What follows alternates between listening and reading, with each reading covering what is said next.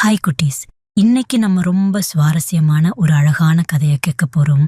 வாங்க வீடியோக்குள்ள போலாம். அதுக்கு முன்னாடி நம்ம சேனல் சப்ஸ்கிரைப் பண்ணாதவங்க சப்ஸ்கிரைப் பண்ணிக்கோங்க. பக்கத்துல இருக்கிற பெல் பட்டனை கிளிக் பண்ணிக்கோங்க. அப்பதான் நம்ம சேனல்ல வர எல்லா வீடியோவும் மிஸ் பண்ணாம பார்க்கலாம். வாங்க கதைக்குள்ள போகலாம்.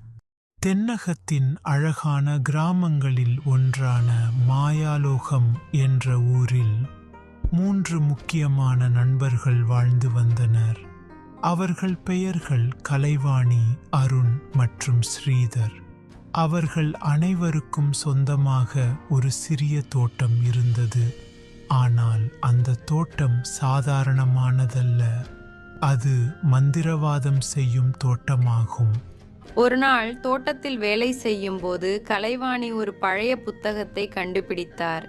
புத்தகத்தை திறந்தவுடன் அதில் ஒரு மந்திர கோயிலின் மறைவிடம் பற்றிய தகவல் இருந்தது. இந்த மந்திர கோயில் பல பொக்கிஷங்களை உள்ளடக்கியுள்ளது என்று புத்தகத்தில் எழுதப்பட்டிருந்தது. கலைவாணி புத்தகத்தை அவரின் நண்பர்களிடம் காட்டினார்.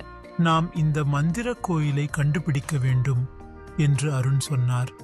ஆனால் அது எங்கே இருக்கின்றது என்று ஸ்ரீதர் கேள்வி எழுப்பினார். புத்தகத்தில் ஒரு வரைபடம் இருந்தது. அவர்கள் அந்த வரைபடத்தை பயன்படுத்தி பயணத்தை தொடங்கினார்கள். மாலையில் அவர்கள் ஒரு பெரிய மலைக்கு அடியில் வந்தனர்.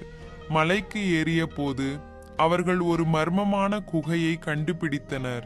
குகைக்குள் நுழைந்த போது கலைவாணி, அருண் மற்றும் ஸ்ரீதர் 3 வெவ்வேறு பாதைகளை கண்டனர். நாம் இப்போது என்ன செய்வது என்று ஸ்ரீதர் கேட்டார். அப்போது கலைவாணி ஒரு சிறிய கல்லை தூக்கினாள். நாம் 3 பாதைகளிலும் சென்று பார்ப்போம் என்று அவர் கூறினார். அவர்கள் மூவரும் வெவ்வேறு பாதைகளை தேர்ந்தெடுத்து நுழைந்தனர். அருண் குகை முடிவில் வந்தபோது ஒரு சுவற்றில் மூடப்பட்டிருந்தது. இங்கே ஒன்றுமில்லை என்று அவர் நினைத்தார். ஆனால் அவர் சுவற்றை தட்டிய போது அது திறந்து ஒரு பொக்கிஷம் அடங்கிய அறையை கண்டார். மற்ற பக்கம் ஸ்ரீதர் ஒரு நீண்ட பாதையில் நடந்தார்.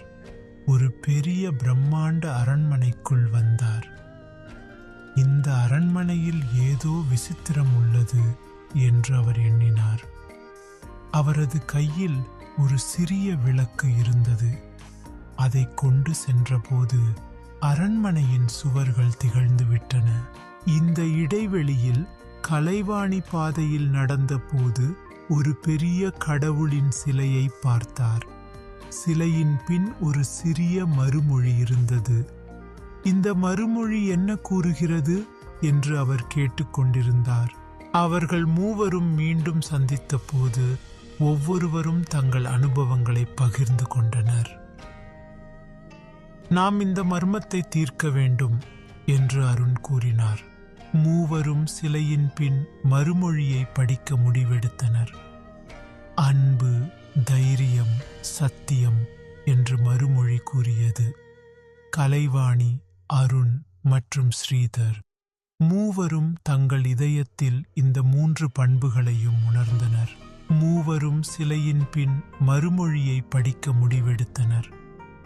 அன்பு, தைரியம், சத்தியம் என்று மறுமொழி கூறியது. கலைவாணி, அருண் மற்றும் ஸ்ரீதர் மூவரும் தங்கள் இதயத்தில் இந்த 3 பண்புகளையும் உணர்ந்தனர். அந்த நேரத்தில் மந்திர கோயிலின் கதவுகள் திறந்தன. கோயிலுக்குள் நுழைந்த போது அவர்கள் ஒரு பெரிய பொக்கிஷம் கண்டனர். ஆனால் அந்த பொக்கிஷம் எடுக்க முடியவில்லை. இதற்கு ஒரு மந்திரம் தேவை என்று ஸ்ரீதர் கூறினார். அவர்கள் புத்தகத்தை மீண்டும் பார்த்தார்கள். அன்பு, தைரியம், சத்தியம் என்ற மந்திரத்தை சொல்லும்போது பொக்கிஷம் அவர்களுக்கு கிடைத்தது. இந்த மந்திர கோயிலின் மறைவிடம் நம்மால் கண்டுபிடிக்கப்பட்டது என்று கலைவாணி மகிழ்ச்சியுடன் சொன்னார். பின்பு அவர்கள் பொக்கிஷத்தை கிராமத்துக்கு கொண்டு சென்ற போது அனைவரும் சந்தோஷமாக வாழ்ந்து வந்தனர். மாயாலோகம் ஒரு செழிப்பான கிராமமாக மாறியது. இது ஒரு கதை மட்டுமல்ல, நம்முடைய வாழ்க்கையில் அன்பு, தைரியம் மற்றும் சத்தியம் முக்கியமானவை என்பதை உணர்த்தும் ஒரு மாயக்கோயில் மறைவு.